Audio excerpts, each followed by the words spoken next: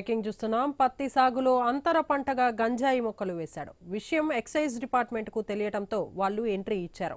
ఇంతలో ఇటు గ్రామస్తులు సైతం రోడ్డెక్కారు.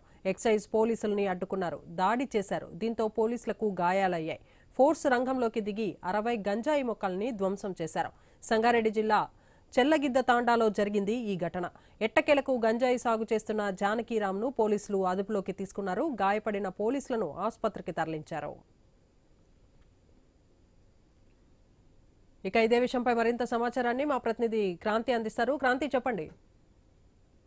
సంగారెడ్డి జిల్లా నారాయణఖేడ్ మండలం చెల్లగిద్ద తండాలో గంజాయి సాగు చేస్తున్నారన్న సమాచారం అందుకున్న ఎక్సైజ్ పోలీసులు దాన్ని తొలగించడానికి వెళ్లారు. అయితే అక్కడికి వెళ్లి ఆ పంట పొలానికి వెళ్లి జానకిరామ్ అనే రైతుకు చెందిన పొలంగా ఎక్సైజ్ పోలీసులు గుర్తించారు. ఆ పంటను తొలగించే క్రమంలో ఆ తండాకు చెందిన కొంతమంది గ్రామస్తులు ఎక్సైజ్ పోలీసుల మీద దాడి చేసే ప్రయత్నం చేశారు. దాంతో పాటు ఎక్సైజ్ డిపార్ట్మెంట్ కి చెందిన వాళ్ళ సెల్ ఫోన్లను సైతం వీళ్ళు గుంజుకున్నారు.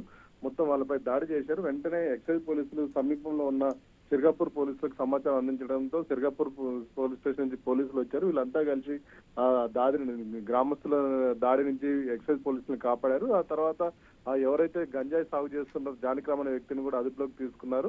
గాయపడ్డ వారిని సంగారెడ్డి ప్రభుత్వ ఆసుపత్రికి తరలించారు. జానికి అయితే ఆ తండాలో ఎలాంటి అవాంఛనీయ సంఘటనలు జరగకుండా పోలీస్ పికెట్ పెట్టి ప్రస్తుతం అయితే మొత్తం సిచ్యువేషన్ కంట్రోల్కి తీసుకొచ్చారు. Devaki right, thank you Kranti.